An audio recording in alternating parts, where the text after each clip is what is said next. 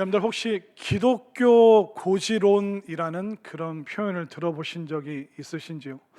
이 기독교 고지론, 이 고지가 뭐 한자 그대로 높을고 땅지, 어떤 산의 정상, 높은 곳을 말합니다.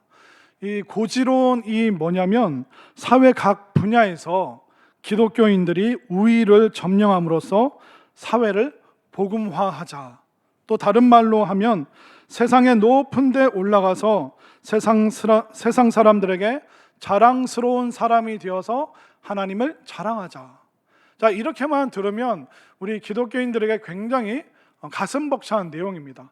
와, 우리가 출세하고 아이들이 성공해서 정치, 경제, 문화, 예술, 체육 각 분야에서 우리 모두가 두각을 드러내고 힘을 갖게 되고 권세와 또 높은 지위에 오르고, 와, 너무 멋있고 너무 짜릿하다. 상상만 해도 너무 황홀하다.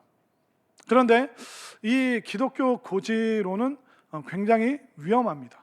우리의 그 어떤 본능에, 우리의 욕망에 너무나도 쉽게 달라붙고 우리가 너무나도 손쉽게 잡을 수 있을 것 같고 너무 매혹적입니다. 다들 높은 곳에서 힘을 가지고 떵떵거리면서 자랑스럽게 예수님을 자랑할 수 있는, 우리 아이들이 다른 친척들 아이들보다 훨씬 출세 가도를 달리면 더 당당하게 교회에 대해서, 예수님에 대해서 자랑할 수 있겠네. 야, 이거 썩 괜찮은데? 바로 이게 기독교 고지론입니다. 근데 여기에는 굉장히 많은 위험성이 있고 우리가 모르는 어두운 부분이 있습니다. 그리고 예수님의 가르침과 복음과 천국과는 상관없는, 이 땅에서 천국을 만들고자 하는 그런 욕망이 그 속에 도사리고 있습니다. 물론 그 기독교 고지론, 그 입장에서 보면, 성경을 보면 요셉 같은 사람도 있고 다니엘 같은 사람도 있고 다윗과 솔로몬처럼 왕이 된 사람도 있습니다. 요셉은 애굽의 국무총리 대신이 되었죠. 다니엘은 거대한 제국의 대표적인 3명의 총리가 있는데 그 중에 한 명이 되었습니다. 그러니까 1인 지하 만인 지상의 그 위치에 있었죠. 그렇기 때문에 우리 아이들도 그렇게 키워야 된다라는 고지론이 처음에는 설득력이 있습니다. 그러나 그 설득력 이면에는 위험성이 있습니다. 그러니까 복음과 상관없이, 진리와 상관없이, 예수님과 상관없이 어찌됐든 교회 다니는 사람들이 먼저 성공하고 먼저 출세하면 좋은 게 아니냐. 그리고 요셉과 다니엘 같은 사람들 있었지 않느냐. 근데 요셉과 다니엘은 특별한 때 하나님께서 특별한 사람들을 부르신 것이지 이걸 모든 세대, 모든 사람들에게 일반화시켜버리면 안 됩니다. 다들 국무총리 대신이 되면 식당은 누가 하고 건물은 누가 짓고 소는 누가 키울 겁니까? 그렇기 때문에 이것을, 성공과 출세를 기독교인의 아름다운 덕목으로 만드는 것은 굉장히 위험합니다. 그리고 예수님께서는 십자가를 지심으로 세상에 대해서 승리하셨지 예수님이 정복자로 이 땅에 오신 것이 결코 아닙니다. 그러나 우리는 예수님으로부터 이익과 혜택을 얻어서 우리 기독교인이, 내가, 우리 자식들이 세상의 정복자가 되었으면 좋겠다, 그런 욕망들이 우리들 속에서 꿈틀거립니다. 그러나 예수님께서는 사람들이 왕으로, 임금으로 추대하려고 했을 때 그 자리를 피하셨습니다. 그 세상의 그 욕망에 예수님께서는 휩쓸려 가시지 아니하신 것이죠. 그렇기 때문에 기독교 고지론, 이것이 너무나도 매력적이지만 그 속에는 위험성이 있습니다. 그러면 이 기독교 고지론, 성공해야 됩니다, 출세해야 됩니다, 기독교인이 자랑스러운 사람이 되어야지 예수님을 자랑할 수 있습니다. 그럼 이런 사람들의 특징이 뭘까요? 바로 오늘 본문에 예수님의 육신의 형제들이 기독교 고지론을 주장하고 있습니다. 자, 오늘 본문 3절과 4절에서 예수님의 동생들이 예수님께 권고, 제안하고 있습니다. 자, 3절을 제가 4절을 여러분들이 읽겠습니다. 그 형제들이 예수께 이르되 당신이 행하는 일을 제자들도 보게 여기를 떠나 유대로 가소서. 스스로 나타나기를 구하면서 묻혀서 일하는 사람이 없나니 이 일을 행하려 하거든 자신을 세상에 나타내소서 하니. 자, 그 형제들이 3절에서 하는 말이 뭐냐면, 다른 추종자들도 예수님 당신을 따를 수 있게 유대로 가십시오. 예루살렘으로 가십시오. 이 갈릴리라는 변방에서 기적을 행하고 오병이어를 나눠주지 마시고, 이제 이 모든 기적과 황홀한 사건들을 예루살렘, 그러니까 몇만 명 모이는 것이 아니라 몇십만 명, 몇백만 명이 모일 수 있는 예루살렘에서 당신의 이 기적의 사역을 한다면 이게 얼마나 효과적이고 얼마나 많은 추종자가 생기고 얼마나 많은 사람들이 예수라는 우리 육신의 형을 옹호해주고 따르겠는가. 그렇게 해야지 인기를 한몫에 받을 수 있습니다. 그러면서 4절에서 또 뭐라고 권면합니까? 4절에 그 유대인들의 속담이 나옵니다. 스스로 나타내기를 구하면서 묻혀서 일하는 사람이 없나니. 아니, 드러내고자 하는 일을 하는데 왜 숨어서 그 일을 합니까? 그러면서 결정적인 한마디를 하죠. 4절 끝에 보면 이 일을 행하려 하거든 자신을 세상에 모아서서 세상에 나타내소서. 예수님, 당신 자신을 예루살렘에 가서 이 유대 땅의 수도에 가서 당신을 증명하십시오. 당신을 나타내십시오. 당신의 인기와 명성을 다시 한번 확인하시면서 사람들의 마음을 사로잡으십시오. 사실 이 동생들의 이 바람은 그 세상적인 관점으로 보면 잘못된 게 하나도 없습니다. 요즘은 자기 PR의 시대입니다. 대학 입시를 할 때도 또 취업 면접을 할 때도 내가 얼마나 탁월하고 내가 얼마나 훌륭한 사람인지 그걸 드러내야 됩니다. 때로는 그것을 당당하게 과시를 해야 되기도 합니다. 그렇기 때문에 이 예수님의 동생들이 하는 이 제안과 이 권고는 세상을 살아가는 우리에게 전혀 거부감이 없는 내용들입니다. 당신을 증명하십시오. 당신을 드러내십시오. 당신이 누구인지 사람들에게 보여주세요. 본때를 보여주세요. 이게 얼마나 자연스럽고 당연하고 우리의 본능에 맞는 말입니까? 그러나 자신을 증명하십시오. 자신을 과시하십시오. 당신이 얼마나 높은 곳에 정상에 있는지 보여주십시오. 이 말을 성경은 딱 한 절로 표현하고 있습니다. 불신자들이다. 자, 5절 말씀을 보겠습니다. 이는 그 형제들까지도 예수를 뭐하지 아니함이러라, 믿지 아니함이러라. 그러니까 예수님을 그냥 육신의 형, 이제 인기를 끌고 저 형 하나 때문에 우리 가문이 이제 일어서겠구나, 우리도 이익 좀 보자, 그러면 더 명성을 얻고 더 힘을 얻으면, 야, 너는 운전하고 너는 매니저가 되고 너는 코디를 하고 너는 예수님의 그 헤어스타일을 좀 지휘자처럼 이렇게 멋있게 좀 만들어주고, 그러니까 동생들이 예수님 통해서 한몫 잡을 생각을, 그 인기에 편승해서 이익을 얻고자 하는 그 마음, 그러니까 이제 우리 형이 가문을 일으키겠구나, 그 생각으로 동생들이 예수님을 추앙하고 예수님께 그 고지로 높은 곳으로 올라가서 자신을 증명하십시오, 그들이 힘주어 말하고 있습니다. 여러분들 어떨 것 같습니까? 어떤 방식으로 전도가 될까요? 사람들이 여러분들을 부러워하면 여러분들을 부러워하면서 교회에 따라올 거예요? 아니면 여러분들에게 존경스러운 모습이 있으면 교회로 따라올 거예요? 존경스러운 모습. 기독교 복음은, 교회는 순교자의 피를 통해서 증명되었지 자신의 출세, 자신의 성공, 자신을 과시하는 것을 통해서 복음 전도가 된 적은 한 번도 없습니다. 그렇기 때문에 지금 동생들이 예수님을 옆에서 부추기는 것은, 마귀가 예수님이 40일 금식 후에 유혹했던 게 있죠. 돌을 떡으로 만드십시오. 그리고 높은 성전에서 뛰어내리십시오. 그 유혹과 똑같은 그 수준의 유혹이 예수님께 오고 있다는 것입니다. 그렇다면 예수님을 따른다고 하는 그 형제들조차도 왜 예수님의 뜻을 모를까요? 예수님께서 보여주시는 것이 무엇입니까? 오병이어 세상의 빵을 먹으면서, 아, 우리에게 하늘의 빵도 있구나, 세상의 생명을 이어가면서 동시에 우리의 영원한 생명, 하늘의 생명도 이어가야 되는구나. 이렇게 연결되어서 예수님께서 말씀해 주시는데, 동생들조차도, 예수님 곁에 가까이 있는 사람들조차도 이 세상의 빵, 이 세상의 성공, 이 세상의 출세, 거기에만 매여 있습니다. 그런데 2000년 전 이 동생들의 모습과 오늘날 우리의 모습이 다를 바가 없습니다. 그 당시에도 자신을 증명하십시오, 고지론을 주장하고, 오늘날 우리의 욕망도 확 쉽게 이끌려가고 휩쓸려 가는 것은 고지론. 성공해야 된다, 너 출세해야 된다, 그래야지 세상 나가서 너 떵떵거리면서 살 수 있다, 사람들에게 무시 안 당한다.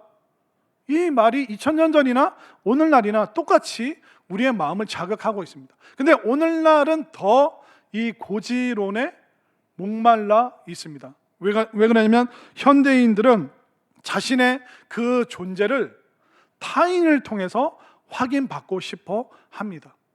그래서 여러분들 유튜버들이 그런 말 하잖아요. 좋아요 눌러주세요. 그러니까 누군가의 인정을 계속 받아야 되는 거예요. 그러니까 유명한 사람들 뿐만 아니라 여러분들도 누군가가 내가 하는 것을, 내 활동을 좋아해주고 그 가치를 인정해주면 그때서야 내 존재감이 살아나는 거예요. 근데 아무도 안 알아주고 아무도 칭찬 안 해주면 어떻게 됩니까? 무기력에 빠지고 화가 나고, 왜 사람들이 나를 안 알아줄까? 그러니까 타인의 그 인정에 목말라 있는 현대인들, 그뿐만 아니라 기독교인들도, 예수님을 믿는다고 하는 우리도 세상 사람들의 그 인정에 굉장히 목말라 있습니다. 그러면 타인의 인정에 목말라 있는 사람들은 행복이 어디에 있을까요? 나에게 있는 것이 아니라 타인에게 내 행복의 권리를 넘겨버리는 것입니다. 여러분들의 행복을 타인에게 맡기지 마시기 바랍니다. 오늘날 사실 우리의 이 인정받고 싶은 마음들, 또 비교하는 마음들, 또 이게 얼마나 우리를 많이 자극을 합니까? 나는 이렇게 잔잔하게 살아가는데 누구 카톡이나 인스타그램이나 뭐를 보면 막 휘황찬란하고 너무 부럽고, 그러다 보니까 오늘날 현대인들을 규정하는 하나의 표현이 있습니다. 오늘 현대인들은 뭐냐면, 배고픈 건 참아도 배 아픈 건 못 참겠다. 우리가 언제 배 아파요? 사촌이 땅을 사면 배 아프잖아요. 그러니까 내가 살 빼려고 안 먹는 거, 이거 배고픈 건 참을 수 있어요. 근데 내 친구가, 내가 아는 사람이 더 잘되고 승승장구하고 멋진 사진, 화려한 사진 올리면 배 아파서 못 살겠는 거예요. 이게 오늘 현대를 살아가는 우리의 불쌍한 모습이라는 것입니다. 그래서 남 잘 되는 거 보면 배가 아프고, 내가 남들보다 조금 더 나으면 우쭐해지고, 그러니까 비교하면서 열등감에도 빠졌다가 우월감에도 빠졌다가 냉탕 갔다가 온탕 갔다가, 그러니까 정신을 다 놔버리는 거예요. 그러면서 남이 인정해주는, 남이 좋아요, 남이 하트 뿅뿅 그런 거 날라주면, 그러면 그때서야 행복감을 느끼는 현대인들은 자신의 행복을 남의 손에 다 맡겨버린 거예요. 그게 얼마나 불행한 인생을 살아가는 현대인들의 자화상인지. 그렇기 때문에 이 고지론이라는 것은 겉으로 보면 우리 기독교인들의 마음을 엄청나게 자극합니다. 너무 매력적입니다. 그러나 그 속에 얼마나 많은 위험들이, 복음과 상관없이, 천국과 상관없이, 예수님과 상관없이, 아니 예수님을 이용하고 예수님을 짓밟고서라도 고지에 올라가면, 성공한다면, 출세한다면 그게 전부야. 그게 기독교인들의 마음속에 도사리고 있다면 그 사람이 얼마나 많은 위험과 타락에 빠질지는 우리는 보지 않아도 알 수 있는 것입니다. 자, 그러면 이렇게 기독교 고지론으로 현대사회가 발전하면서 이것이 사람들을 충동질했습니다. 그럼 이 고지론에 대한 반대로 나온 게 뭐냐면 미답지론이 있습니다. 미답지가 뭘까요? 전인 미답의 경계.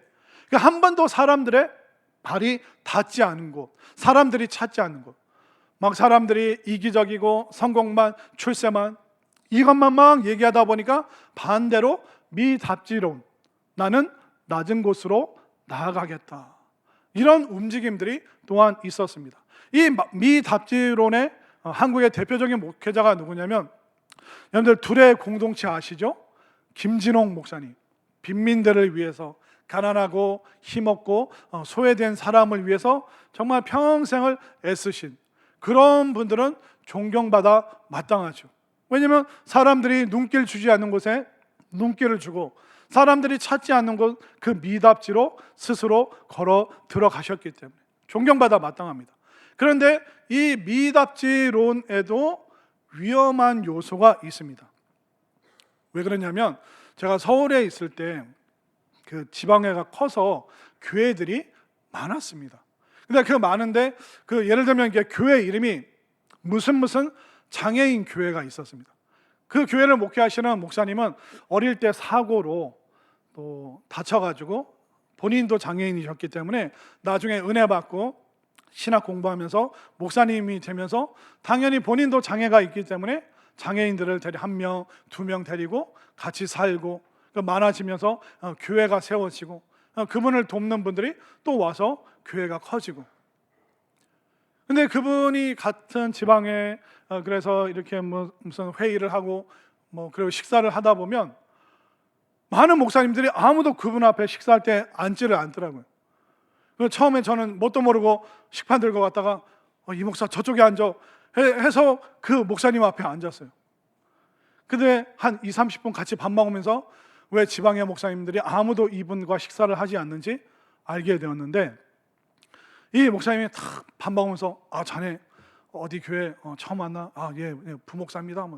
그래 하면서 이제 본인 살아온 얘기를 하시면서 그분이 결론이 뭐냐면 장애인 교회를 후원하지 않는 교회는 다 나쁜 교회고 장애인 목회를 도와주지 않는 장애인 목회에 관심 없는 목사는 다 타락한 목사다. 그 얘기를 20분, 30분 동안 듣는데 왜 이분 앞에 아무도 안 가고 이 어리숙하고 순하고 그냥 큰 송아지 눈망울 같은 나를 왜 목사님들이 일로 밀어넣는지 막 그 얘기를 하시는데 막 밥알을 튀겨가면서 밥맛이 뚝 떨어지고 얘기를 들으면 들을수록 제가 정죄받는, 비난받는 그 느낌. 그렇기 때문에 미답지, 아무도 갖지 않는 그 낮은 곳에 내가 나아가겠다, 얼마나 귀합니까? 그러나 그곳에서 사역하고 섬기면서 그 섬김이 내 자기 의의가 되고 자기 공로가 되고 남을 도와주는 그것이 다른 교회를, 목회자를 비난하는 재료로 자신의 사역을 그 재료로 삼는다면 그것 또한 얼마나 불편하고 힘이 듭니까? 그러니까 나중에 이분에 대한 평판을 들어보니까 말도 안 통하고 고집도 세고 자기 것만 주장을 하시고 그냥 다들 그냥 끙끙거리면서. 그래서 그 다음 해에는 제가 저희 교회 제 밑에 부목사님 데려가서 거기다 밀어넣었어요.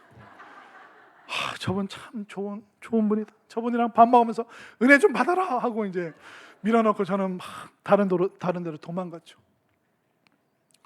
여러분들 세상에는 많은 사역이 있습니다. 우리가 나아가야 될 미답지가 굉장히 많습니다. 그런데 내가 관심 갖는 이 분야만 사람들이 관심을 가져야 돼. 그것은 굉장히 편협한 생각이고 굉장히 좁은 안목입니다. 또 때로는 동성애 반대 운동을 하시는 그런 분들이 있습니다. 귀한 일을, 귀한 사역을 하시죠. 근데 동성애 반대하는 이 운동에 또 이 집회에 참여하지 않는 교회와 목사들은 다 타락한 교회. 이 세상이 지금 성적 타락으로 망해가고 있는데 아무 관심이 없는 목회자와 교회들은 타락했다. 그렇게 말씀하시는 분들도 있습니다. 동성애를 반대하는 운동 모두가 지지합니다. 대한민국 사람들, 교회 안 다닌 사람들도 다 그걸 옳다라고 말합니다. 그러나 내가 동성애 반대 운동을 해서 거기에 적극적으로 참여하지 못하는 사람들을 정죄하고 비난하는 재료로 삼는다? 그러면 그 운동하지 말아야 됩니다. 환경 운동하는 교회들은 어떨까요? 다 그런 건 아니지만 환경 운동 안 하는 교회들은, 목회자들은 다 잘못됐다, 다 타락했다, 똑같은 패턴으로 말을 합니다. 아무도 가지 않는 미답지에 가서 정말 주님의 마음으로 살아갈 때 사람들의 응원과 호응을 받을 텐데 이거 알아주지 않는다고 또 그 낮은 곳에서 이것이 나의 의요, 이것이 나의 공로요. 그러니까 이거 안 하는 사람들은 다 잘못되었다 비난하고 있다. 얼마나 위험합니까?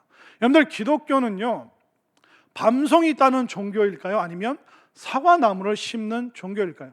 어떤 사람들이, 교회 다니는 사람들이 어떤 헐벗은 민둥산을 봤습니다. 거기에 보니까 밤나무가 몇 그루 있고 그리고 사과나무도 몇 그루 있고, 그걸 보면서 어떤 사람들은 나누시는 거예요. 아, 이 산이 폐허가 된 것은 저 밤나무 때문에 그렇다. 밤송이가 있고 막 찔리고 그러니까 안 좋다. 그래, 우리 이제 밤송이 따자. 그분들이 1년 365일 매일 돌아오면서 밤송이를 땁니다. 그러면 1년 지나면 밤송이 땄는데 1년 전에 땄던 데는 뭐가 또 생겨요? 밤송이가 또 생겨요. 그러면서 묵묵히 말없이 올해 사과나무를 심고 그 다음에 또 사과나무를 심고, 그러는 사람들, 그 사과나무 심어도 1년 지나도 금방 열매를 맺을 수가 없습니다. 그럼 밤송이 따는 사람들은 계속 비난하죠. 밤송이를 따야지 무슨 사과나무를 심느냐. 그러나 5년 10년 지나면 어떻게 됩니까? 그 산이 사과나무, 그 하얀 사과나무 꽃으로 아름답게 향이 나고 또 가을에는 사과가 맺히게 되는 것이죠. 그렇기 때문에 기독교는 밤송이 따는 종교가 아니에요. 왜냐하면 인간의 마음속에 있는 그 죄악된 본성은 박멸하려고 해도 박멸되어지지 않습니다. 물론 우리가 그런 운동을 해야죠. 반대 운동도 하고 환경 운동도 하고 때로는 신천지 이단을 박멸하자, 그러니까 우리가 모이자. 물론 그걸 모이고 함께 힘을 모아야죠. 그러나 이단은 주님 오실 때까지 사라지지 않습니다. 동성애자들 주님 오실 때까지 사라지지 않습니다. 환경은 시간이 지날수록 더 안 좋아집니다. 근데 이 교회가 이것만 해야 돼. 교회 다니는 사람들은 이것만 해야 돼. 이거 안 하는 사람들은 다 잘못된 사람들이야. 그러니까 남을 비난하기 위한 재료로 그렇게 열심히 활동한다면 그것 또한 그 속에 얼마나 많은 위험성이 도사리고 있는지. 그렇기 때문에 이 고지론은 얼마나 위험합니까? 우리의 욕망을 자극해서 예수님과 상관없는 성공과 출세 가도를 욕망하게 합니다. 반대에 있는 미답지론, 낮은 곳으로 나아가는 것이 얼마나 귀하고 희생적인 아름다운 삶입니까? 그러나 그중에 몇몇 분들은 그것을 자기의 의로 삼고 자신의 공로로 삼고 자신의 일을 하지 않는, 동참하지 않는 모든 사람들은 잘못됐다 말하는 것이 얼마나 다른 사람들을 불편하게 힘들게 만드는 일입니까? 교회는요 다양한 많은 사역을 해야 됩니다. 어떤 거 하나에만 집중할 수가 없는 것입니다. 우리 애들이 주로 하는 실수가 뭐냐면, 전에 있던 이제 교회에서 장로님들이 2년씩 부서를 옮겨 다니셨습니다. 그 중에 한 분이 계셨는데 이분이 교육부서 부장을 하시잖아요, 장로님이. 그러면 당에 들어가서 어디만 예산 높여달라고 했는지 아세요? 교육부서만 예산을 높여달라요. 그러니까 2년 지나서 이분이 찬양대 대장, 예배부 부장을 해요. 그러면 이분이 갑자기 돌변을 해요. 당에 들어와서 어디 예산을 높여달라고 그래요? 찬양대, 예배부. 이분이 또 그 다음 2년 지나서 전도부에 가면 어디 예산을 올려야 돼요? 잘하시네. 한 번 더 할게요. 선교부 부장이 되면? 네. 그러니까 내가 애정을 쏟는 여기만 잘 돼야 돼. 이게 얼마나 편협하고 잘못된 생각이고 얼마나 많은 사람들을 부담스럽게 힘들게 만드는 그런 삶의 태도인지. 그러면 어떻게 해야 될까요? 고지론도 위험하고 미답지론도 잘못하면 자기를 증명하고 자기를 과시하는 그런 자리가 되어버립니다. 우리는 세 번째 길, 바로 예수님이 나아가는 곳으로 여러분들이 함께 나아가시기를 바랍니다. 자, 오늘 본문에서 예수님께서 때라는 말씀을 하십니다. 자, 먼저 6절 말씀을 한번 볼까요? 6절 말씀 함께 읽습니다. 시작. 예수께서 이르시되 내 때는 아직 이르지 아니하였거니와 너희 때는 늘 준비되어 있느니라. 자, 8절 말씀으로 가보겠습니다. 8절 시작. 너희는 명절에 올라가라. 내 때가 아직 차지 못하였으니 나는 이 명절에 아직 올라가지 아니하노라. 그러니까 예수님이 내 때라는 말씀을 하시죠.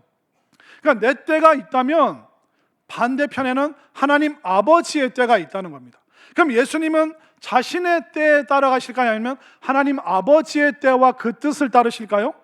예, 하나님 아버지의 뜻과 그 때, 내가 이 땅에서 십자가 지기 위해서 너희들을 위하여 제물이 되기 위하여 내가 이 땅에 왔다. 그것이 하나님의 뜻이고 나는 반드시 그 때가 되면 십자가 희생양이 되고 어린 양이 되고 제물이 될 것이다. 그러나 아직 하나님께서 예루살렘 올라가지 마라. 너는 아직 공생애를 하고 사람들에게 기적을 통하여 하나님 나라가 임하면 어떤 은혜가 임하는지, 하나님 나라가 임할 때 눈먼 자가 보게 되고 못 걷는 사람이 걷게 되고 말 못하는 사람이 말하게 되고 어둠과 귀신과 사탄 마귀의 세력이 떠나가고 그 하나님 나라가 임할 때 얼마나 풍성한지 오병이어의 사역을 해라. 그러나 아직은 네가 십자가의 때가 아니다. 공생의 사역, 예루살렘 올라가지 마라. 갈릴리에서 전도해라. 하나님이 그 말씀을 하시면 예수님께서는 내 때가 있다는 것은 알지만 하나님의 때, 하나님의 뜻을 나는 따라갈 것이다. 그 말씀을 예수님께서 하고 계시는 것입니다. 그런데 예수님은 하나님의 때에 집중하는데 우리는 어떻습니까? 세상의 시간표, 세상의 때, 세상의 뜻. 그러다면 우리는 대부분의 한국 사람들이, 대부분의 크리스찬들이 미답지로는 가지 않고 95%는 고지론, 성공해야 돼, 출세해야 돼, 떵떵거려야 돼, 높은 지위에서 부러움을 받아야지 자랑스럽게 예수님 증거할 수 있어. 그 교묘한 말에 현혹이 되어서 하나님의 때, 하나님이 미답지로 가라고 하는데 됐어요, 싫어요. 저는 제 때가 있어요. 저는 고지로 갈게요. 근데 때로는 어떤 분들에게 너 여기 있지 말고 고지로 나와 함께 나가잖아. 하나님 저 못해요. 저 은혜 못 받아요. 은사 못 받아요. 저는 성령 못 받아요. 그거 받았다가 저 선교사 나가라고 하시면 어떻게 해요? 난 그런 거 무서우니까 그 은혜의 고지로, 영광의 고지로 난 못 가요. 저 여기가 좋습니다. 하나님이 가자고 그래도 안 가고, 하나님이 멈추라고 그래도 멈추지 않고, 하나님이 같이 가자고 해도 동행도 안 하고. 그러니까 우리는 하나님의 때와 하나님의 뜻이 아니라 내 뜻, 내 때, 그리고 세상의 시간표, 그것만 따라가다 보니까 우리는 소용돌이에 휩쓸린 그런 인생 같은 것이죠. 여러분들, 인생에 정답이 있나요? 10대 때, 20대 때 어떻게 살아야 됩니까? 30대, 40대 때는 어디에서 어느 정도의 재산을 소유해야 됩니까? 40, 50대 때는 어떤 정도의 건강과 어떤 인맥을 형성하고 있어야 됩니까? 여러분들, 인생에 정답이 있습니까? 우리 인생에는 다양한 해답, 그것은 바로 우리가 고지론도 미답지론도 아니고 바로 예수님이 올라가라 하시면 예수님과 함께 나아가고, 예수님이 내려가라 하시면 예수님과 함께 내려가는, 그렇게 되면 우리는 예수님을 따라가는 그 삶이 되어야 될 줄로 믿습니다. 그렇기 때문에 세상의 시간표가 아니라 예수님께서, 예수님의 때와 예수님을 그 뜻을 나타내신다면 기꺼이 여러분들의 시간표를 예수님께 맞출 수 있게 되기를 바랍니다. 왜 우리가 예수님의 시간표에 신경을 써야 되냐면, 자, 6절 말씀 끝에 예수님이 뭐라고 말씀하십니까? 너희 때는 늘 준비되어 있느니라. 너희들이 세상에서 욕망하고 높은 사람이 되고 싶고 출세하고 싶고 그 기회, 그 시간들은 너희들 앞에 얼마나 많이 펼쳐져 있느냐. 그러니까 너희들이 하고 싶은 것은 너무 많다. 근데 그 중에 하나님께서 원하시는 그 일을 왜 못하고 왜 못 들어드느냐. 너희들이 하고 싶은 거, 너희들이 소유하고 싶은 거, 가고 싶은 거, 먹고 싶은 거, 너희들이 원하는 때는 얼마나 많이 펼쳐져 있느냐. 그래도 그거 얼마나 많이 했느냐. 그러나 하나님의 때와 하나님의 뜻이 임하면 너희들이 잠시 너희들의 시간표를 내려놓고 기꺼이 하나님의 때와 하나님의 뜻을 위해서 너희들의 삶을 드리고, 너희들이 높은 고지에 올라섰다면 때로는 너희들이 지갑을 열어서 미답지, 저 낮은 곳에 너희들이 또한 흘려보내야 되지 않겠느냐? 그러나 많은 사람들이 어떻게 합니까?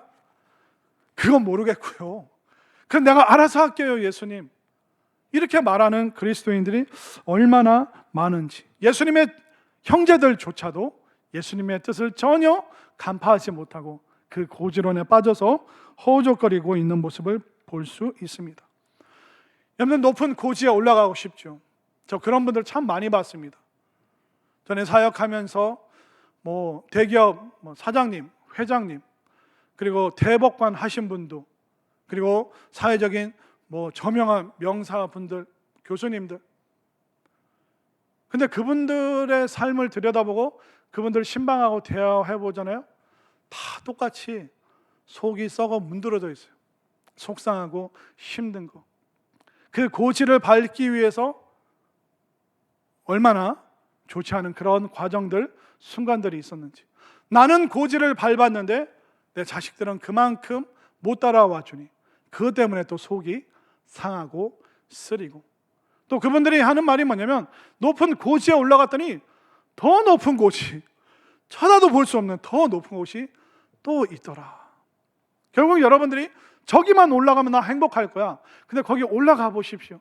또 허무와 허탈을 느끼고 또 목말라 하면서 또 다른 고지, 제2, 제3의 고지를 향해서 허덕거리면서 평생 땅이 요구하는 그 시간표 속에서 예수님의 뜻, 예수님의 때 한 번도 그거 못 들어드리면서 정신 놓고 세상에 끌려다니다가 우리가 인생을 마칠 수도 있다는 것입니다. 여러분들, 아무것도 지금 가진 것이 없어도 여러분들이 예수님과 잘 지내고 있다면 여러분들은 성공적인 삶이라는 것을 믿으시기를 바랍니다. 여러분들이 지금 누리고 있는 이 가치가 얼마나 위대한 것인지 여러분들 아십니까? 여러분들, 그 구원보다 더 큰 가치는 없습니다. 3분의 1만 정신 차리세요. 고지론에서 한 발짝 벗어나십시오. 여러분들, 구원보다 더 큰 가치는 없습니다. 천국보다 더 큰 가치는 없습니다. 영생보다 더 큰 가치는 없습니다. 이게 분명하면 여러분들은 성공한 사람들이에요. 저는 여러분들이 더 나은 삶을 살지 말라는 것이 아닙니다. 그 더 나은 삶을 살기 위해서 예수님과 신앙과 예배를 포기하는 그 태도가 얼마나 위험한지. 예수님, 저 더 나은 삶을 살고 싶어요. 그거 예수님 싫어하시지 않습니다. 하나님 아버지께서 싫어하실까요? 어떤 부모가 자식이 더 나은 삶을 살겠다는데 그거 발목 잡을 사람이 어디 있습니까? 하나님께서, 아버지 되신 하나님께서 여러분들이 더 나은 삶을 사는 거 싫어하십니까? 절대로 그렇지 않습니다. 그러나 하나님 신앙 포기하고 천국 포기하고 구원 포기하고 이 땅의 출세, 이 땅의 성공, 내 새끼 잘 되는 거, 이게 내 인생의 전부야. 이것이 내 인생의 행복의 전부야. 그 말이, 그 태도가, 그 눈빛이 너무나도 위험하기 때문에 예수님께서 단호하게 하나님의 뜻과 때를 따르지 않는 사람들, 복음과 구원에 관심 없는 사람들은 불신자, 믿지 않는 사람들이다라고 예수님이 말씀하고 계시는 것이죠.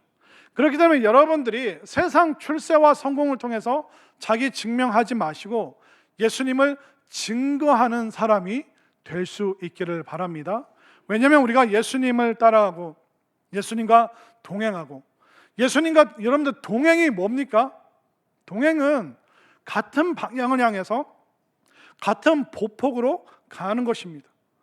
그런데 우리가 잘못하면 예수님보다 너무 뒤처질 수도 있고 예수님을 제껴놓고 너무 앞서가 버릴 수도 있습니다.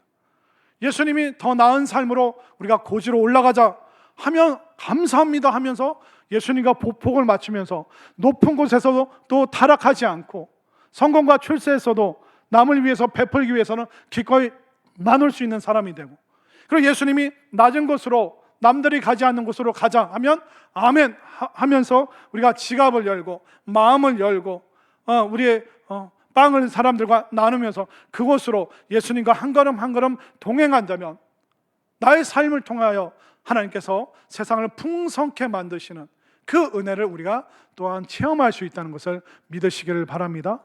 근데 예수님의 속도와 그 때, 그 시간표에 맞추지 않고 내 마음대로 막 선행을 베풀고 내 마음대로 막 높은 절벽을 막 올라가고, 그러다 보니까 우리가 위험에 빠지고 타인을 정죄하고 비난하고, 때로는 남들 사는 걸 보면서 열등감에 빠지고, 남보다 조금 잘하면 우월감에 빠지고, 제정신이 아닌 삶이 되어버리는 것이죠.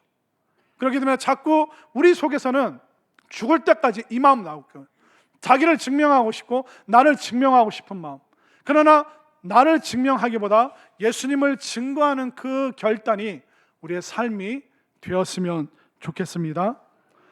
이렇게 설교를 해도 여러분들은 내일 또 세상의 어두운 길로 나아갈 겁니다. 오늘 들었던 말씀 다음 일주일이면 다 잊을까요? 하면 하루면 잊을까요? 밥 먹으러 내려가면서 잊어버리는 거예요. 너무 속상해요. 저는 여러분들 내일 또 세상으로 어두운 소용돌이 치는 그곳으로 또 여러분들 갈 거예요. 그럼 여러분들 그 어두운 곳에서 뭘 해야 되는지 아세요? 가만히 있으면 안 돼요. 여러분들 어두운 곳에 발을 디뎠어도 천천히 한 걸음 한 걸음 나아가시기를 바랍니다. 어두울 때는 아무것도 안 보이는 것 같아요. 그런데 한 걸음 내딛잖아요. 그럼 풍경이 변합니다. 또 한 걸음, 또 한 걸음 내딛으면 또 풍경이 변하는 거예요. 와, 예수님과 그 보폭을 맞추면서 어두운 세상에서 한 걸음 나가면 풍경이 변하고, 조금 더 나아가면 환경이 변하고, 서서히 인생이 변화될 줄로 믿습니다. 그렇기 때문에 하나님의 뜻은 여러분들이 이 땅에서 고생하다가 천국 가는 게 아닙니다. 하나님 뜻은 여러분들이 이 땅에서 막 성공하고 떵떵거리고 그러면서 천국 가는 게 아닙니다. 고생스러워도 주님이 계시기에 나는 성공한 사람이다, 그 마음 가지고 함께 가길 원하시는 것이죠. 내가 아무리 세상에서 대단한 존재여도 나는 주님의 종입니다. 나는 주님의 노예입니다. 주님이 말씀하시면 나는 올라갈 수도 있고 내려갈 수도 있습니다. 이 많은 것을 내가 누리지만 또한 기꺼이 나누겠습니다. 그렇게 우리가 한 걸음 한 걸음 천국으로 나아가는 삶이 되었으면 좋겠습니다. 그렇기 때문에 여러분들이 이 땅에서 고생만 하는 것이 여러분들의 삶이 아니에요. 여러분들이 이 땅에서 고생을 회피하면서 사는 것도 여러분들의 삶이 아닙니다. 여러분들의 삶은 예수님과 함께 살아가는 아름다운 삶이 될 것입니다. 여러분들의 삶은 예수님과 함께 열매 맺는 삶이 될 것입니다. 또 여러분들의 삶은 예수님과 함께 그 사랑을 나누는 삶이 될 것입니다. 그렇기 때문에 우리 삶의 모든 순간 예수님과 동행하고 예수님의 때, 또 예수님의 뜻에 맞춰서 여러분들의 시간표를 또한 그렇게 움직이면서 평생 예수님과 동행하면서 또 예수님 따라가면서 세상의 모든 이론과 사상을 뛰어넘으면서 오직 내 인생의 해답은 바로 예수님이시다, 예수님과 함께 살아가는 그 아름다운 삶을 꿈꾸는 우리 모두가 될 수 있기를 간절히 소망합니다.